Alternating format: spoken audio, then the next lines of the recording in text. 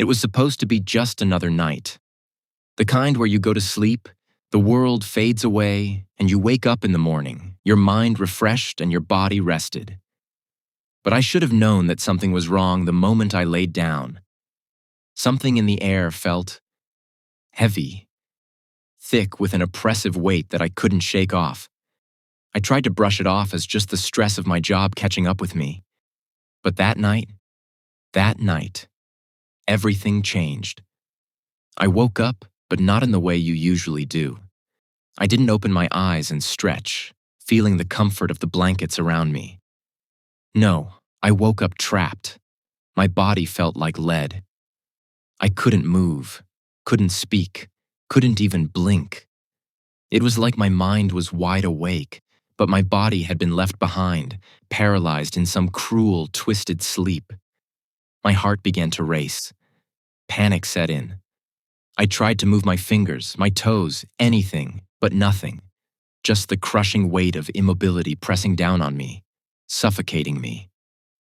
My breath quickened, shallow gasps escaping my mouth as I struggled, my body betraying me. My vision swam with the darkness of the room, and I could feel the stifling silence, thick and oppressive. That's when I saw him. At first I thought it was a trick of my mind, the darkness playing games with my eyes. But no. There, in the far corner of the room, he sat. A man. A figure so out of place in my bedroom that it took me a moment to comprehend what I was seeing. He was sitting in the old wooden chair by the window, his legs crossed in an unnatural, almost contorted way. His clothes were old-fashioned, like something from a different time. A dark suit, torn in places, frayed at the cuffs. But it wasn't his clothes that held my attention. It was his face. I tried to look away. I wanted to look away, but I couldn't. My eyes were locked on him, held captive by some invisible force. His face was wrong, twisted, his smile. It was unnatural, grotesque. It stretched too wide, far too wide, like someone had pulled the edges of his lips until they couldn't stretch any further. His skin was tight, stretched over his bones like a mask, and his eyes... God, his eyes. They were wide open, unblinking, black as coal, and staring directly at me with an intensity that made my heart stop. He tilted his head to the side, slowly, as if studying me. The motion was jerky, unnatural, like a broken puppet. I could hear the subtle creak of the chair beneath him, the only sound in the room, and it felt like the air itself had thickened, become oppressive, like I was drowning in it. He was judging me. The thought crashed into my mind with a jolt, and I felt my body stiffen further, paralyzed not just physically, but mentally, as if I was suddenly trapped in a moment that I couldn't escape from.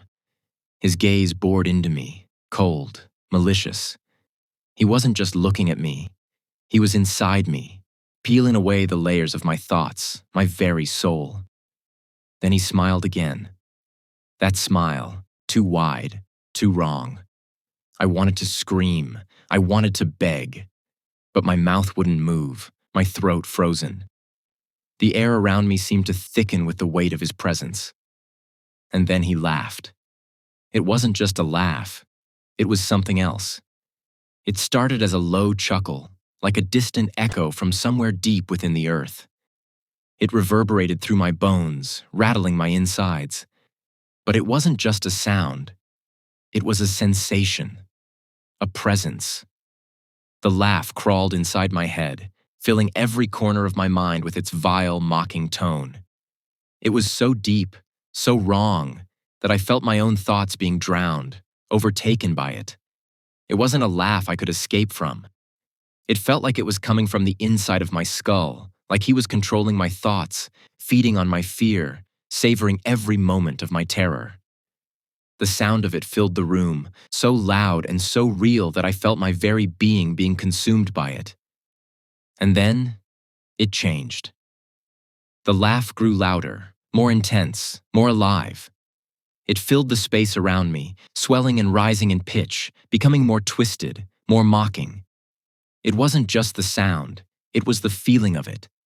It was cold, cutting through me like a blade, scraping against my nerves, infecting my mind with the purest form of dread. I couldn't escape it. I don't know how much time passed. Minutes? Hours? It felt like days. Each moment dragged on in a slow, suffocating crawl. The laugh echoed in my mind, vibrating through my very soul. I could feel it against my skin, cold and seeping in like the shadow of death itself.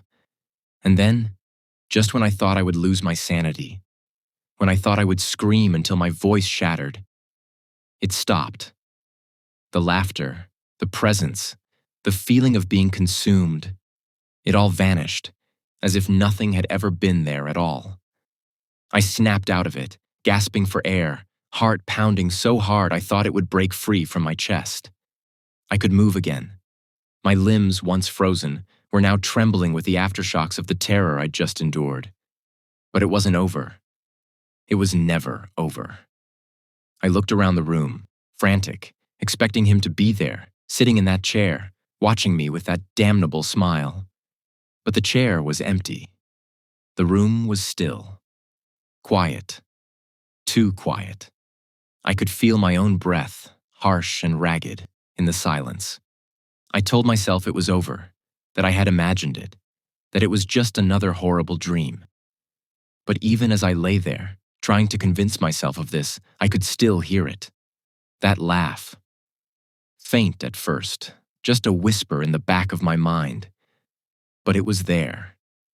And every time I closed my eyes, it grew louder, as if he were waiting for me to drift back into the paralysis, to become trapped in the nightmare once again. It hasn't stopped. I thought the worst was over, that I could go back to my normal life. But I was wrong. Every night, when I try to sleep, the laughter is waiting for me. Sometimes I hear it in the quiet of the house, as though it's lurking just beyond the corner of the room. Other times, I hear it when I'm alone, the sound curling around my thoughts like a vine. The worst part? It's in my head. It's always in my head. I hear it more and more now. The laughter, the mocking, hollow laugh that tells me he's still here, that he's waiting. And when I close my eyes, I can still see him. That smile, wide and wrong.